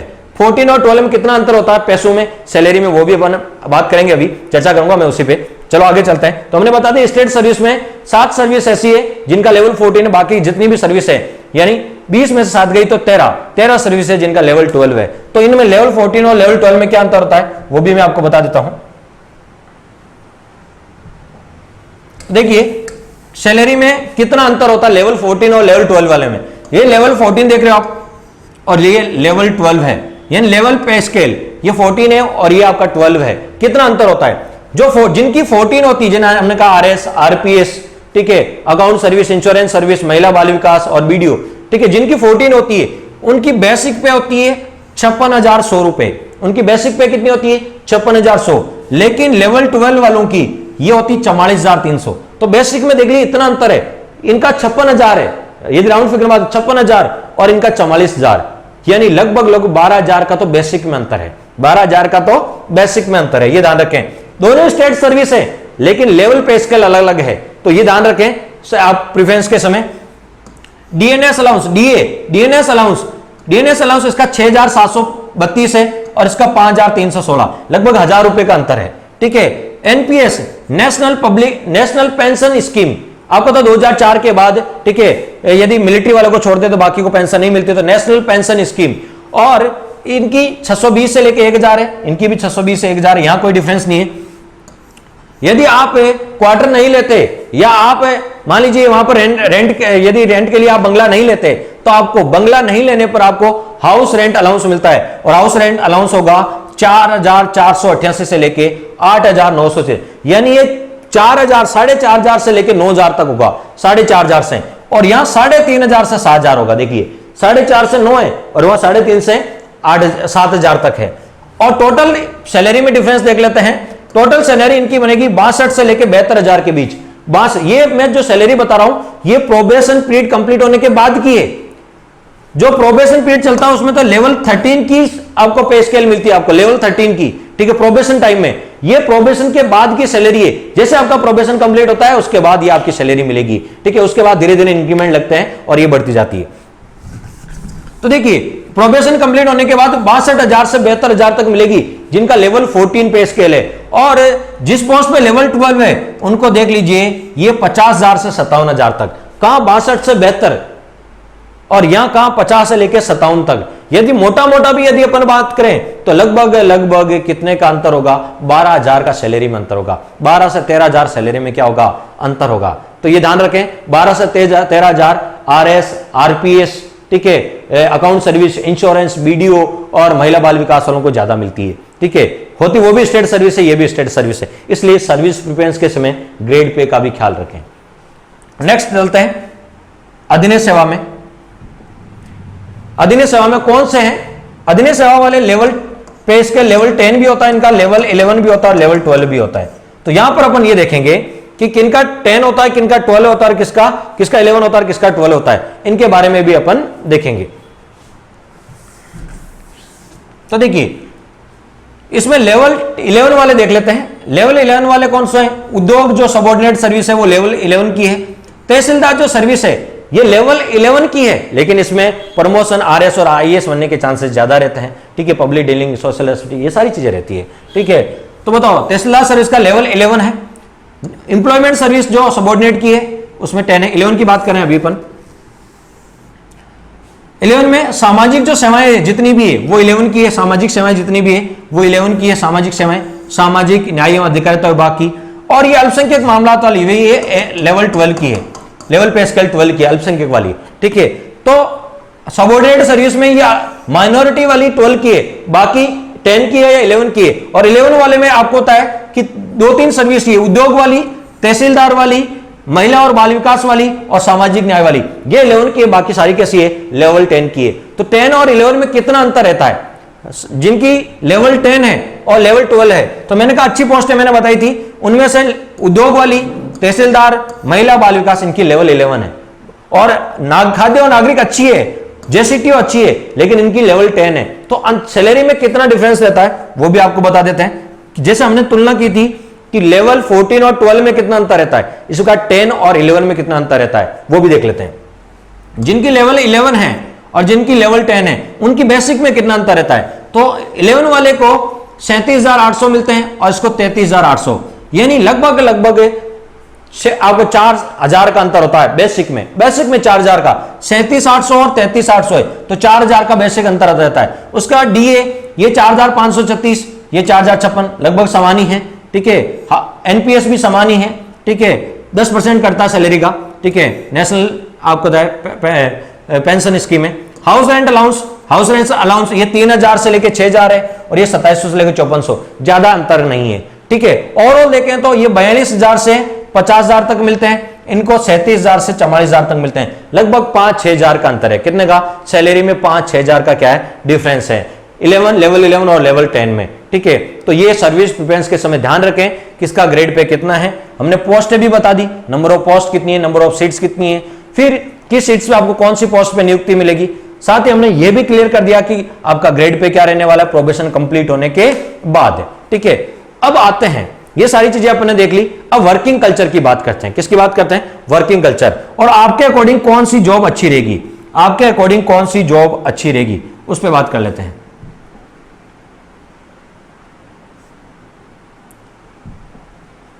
तो आपके अकॉर्डिंग कौन सी जॉब अच्छी रहेगी उस पर बात करते हैं।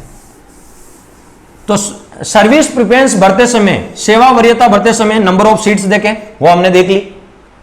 ग्रेड पे देखें तो ग्रेड पे भी हमने देख लिया। वर्किंग कल्चर, वर्किंग कल्चर में 2 प्रकार का होता है, वो आपके नेचर पे डिपेंड करता है।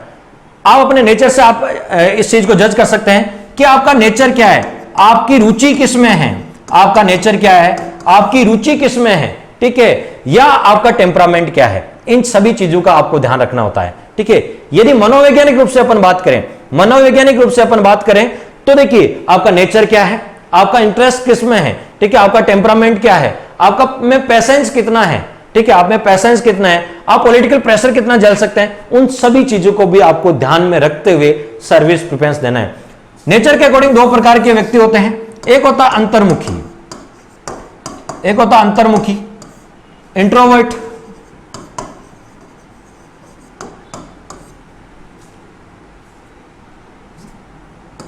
इंट्रोवर्ट,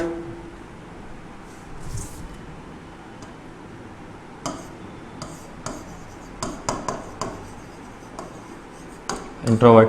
दूसरा होता बहिर्मुखी।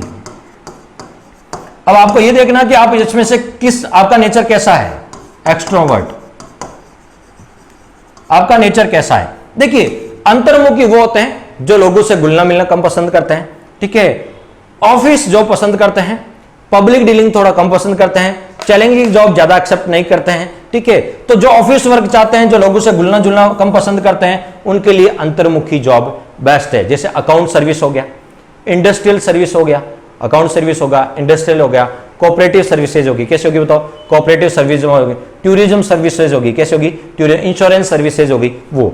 और जो लोग बहिर्मुखी है, बहिर्मुखी है, ठीक है, बहिर्मुखी का मतलब है कि लोगों से मिलना जुलना ज्यादा पसंद करते हैं, ठीक है, साथ ही फील्ड पोस्टिंग अच्छी है, फील्ड जॉब करना पसंद करते हैं, साथ ही पब्लिक डीलिंग अच्छी लगती है, लोगों से मिलना जुलना, जैसे रात्रि चौपाल करोगे आप, जन सुनवाई करोगे, ठीक है, साथ ही आरपीएस बनने के बाद रात को गश्त करोगे, ठीक है, साथ ही आप कहीं मान लीजिए बहुत सारी ऐसी कह सकते हैं कि सोशल एक्टिविटीज होती है, उसमें पार्टिसिपेट करोगे, ठीक है, बहुत सारी ऐसी जगह होगी, मान लीजिए आप आरपीएस बन गए तो रात को गश्त भी करना पड़ेगा, अचानक मान लीजिए कोई घटना स्थल पे आपको पहुंचना पड़ेगा जहां पर भीड़ को कंट्रोल करना पड़ेगा, ठीक है, और साथ ही साथ मॉब लिंचिंग जैसी घटनाएं होती है, हड़ताल होती है, तो उसमें पेशेंस रखना पड़ेगा, ठीक है, भीड़ को कंट्रोल करते वक्त है, तो वो भी देखना कि आप में पेशेंस पावर कितना है। साथ ही आरपीएस के समय आपको पॉलिटिकल प्रेशराइज भी होगा, आरएस के समय एसडीएम के रूप में आपको बहुत सारी ऐसी घटनाएं होगी जिसमें आपको राजनेताओं का फोन आएगा, तो उसमें भी आपको कैसे बैलेंस बना के चलना है,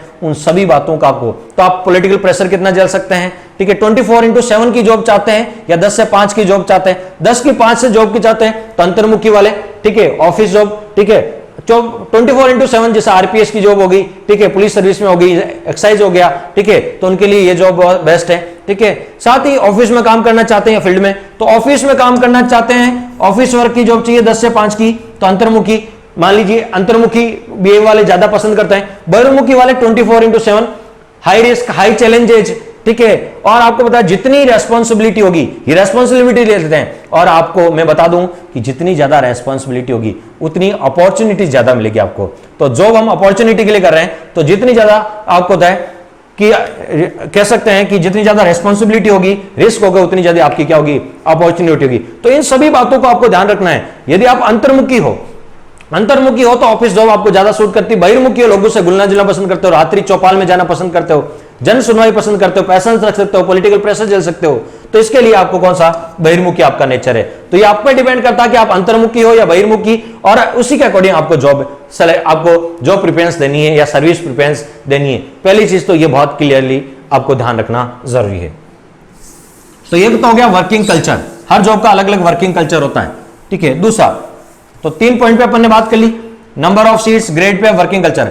अब पोस्ट पावर, प्रत्येक पोस्ट के पीछे पावर मिलता है, जैसे एसडीएम ले लीजिए, ठीक है।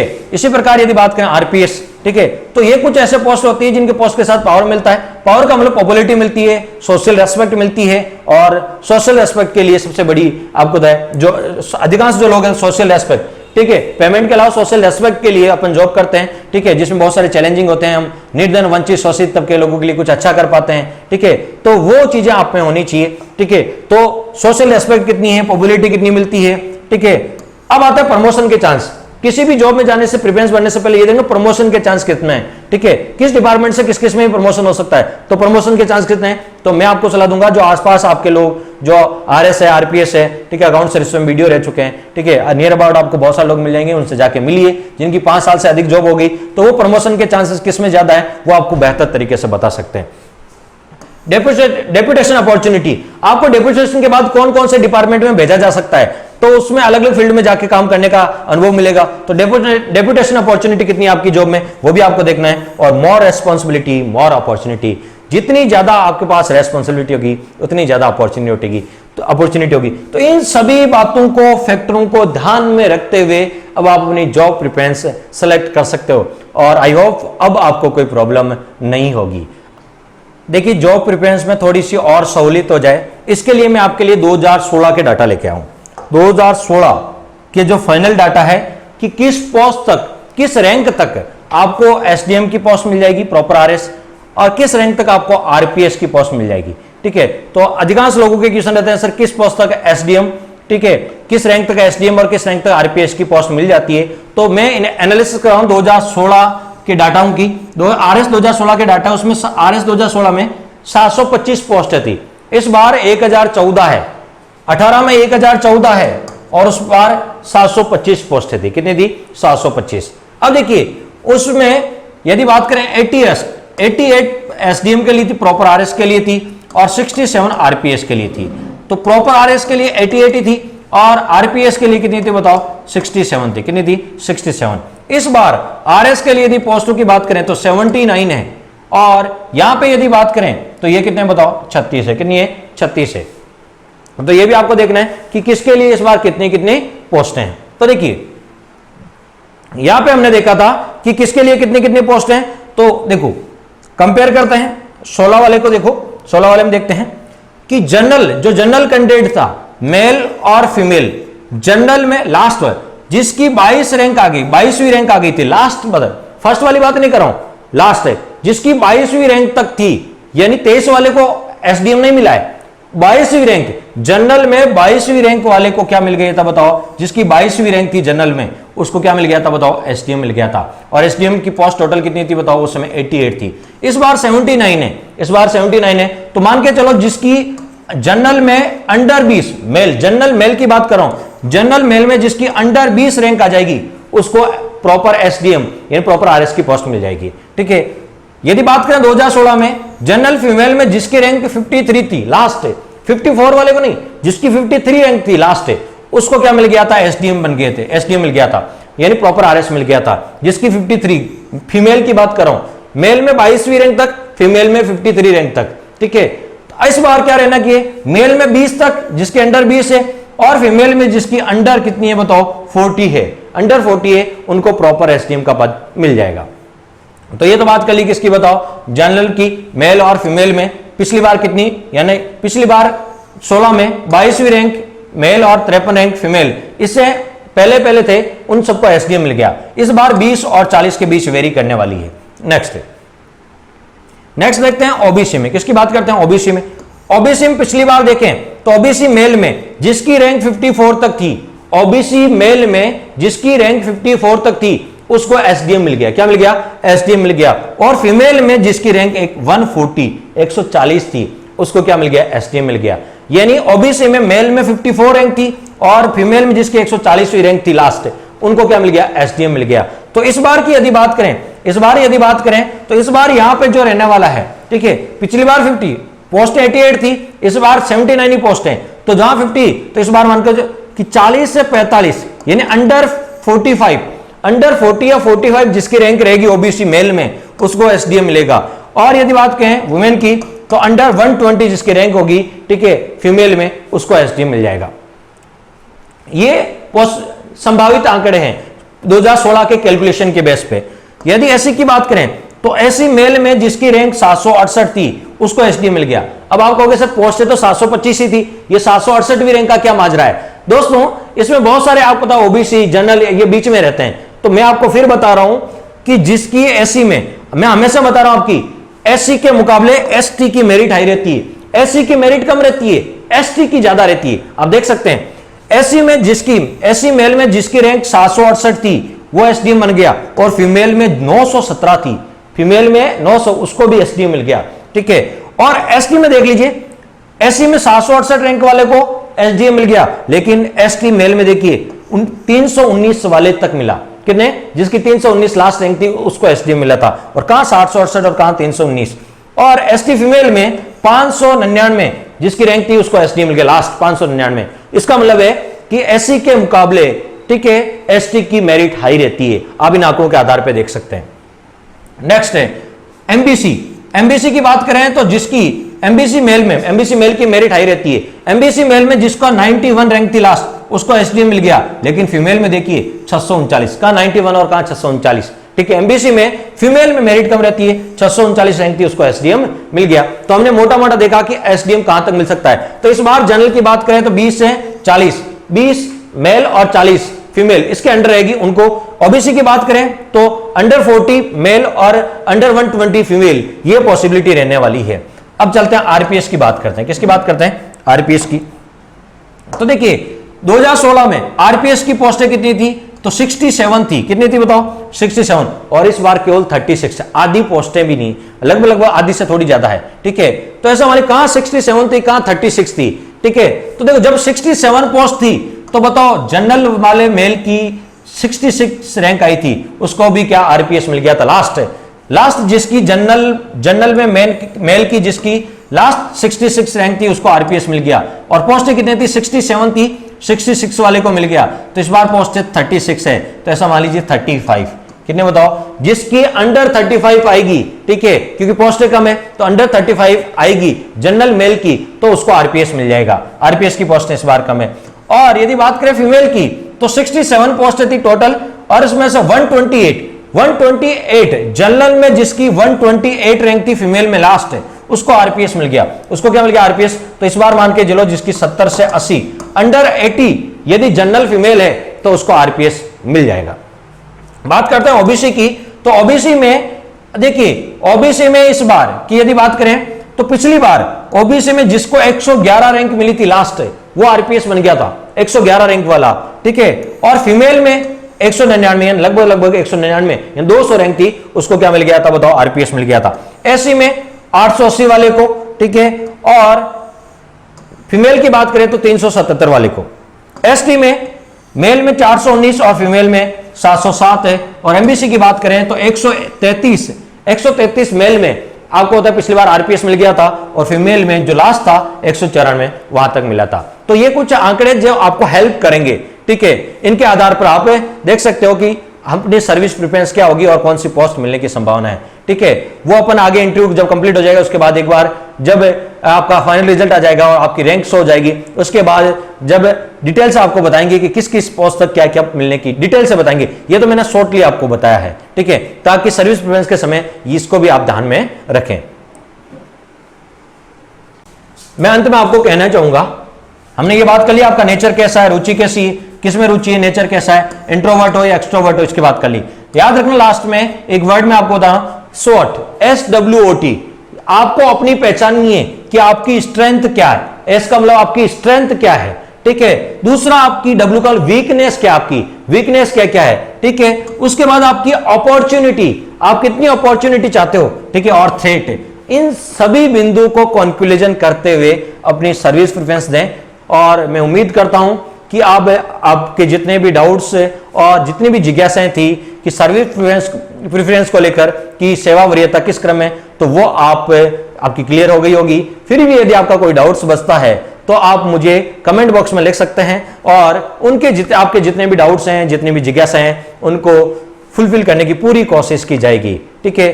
तो पुनः मैं उन सभी कैंडिडेट्स को, सभी एस्पिरेंट्स को जो RAS 2018 इंटरव्यू फेस करने जा रहे हैं, उन सभी को हार्दिक शुभकामनाएं, तहे दिल से उनके ब्राइट फ्यूचर के लिए बहुत बहुत शुभकामनाएं। धन्यवाद दोस्तों।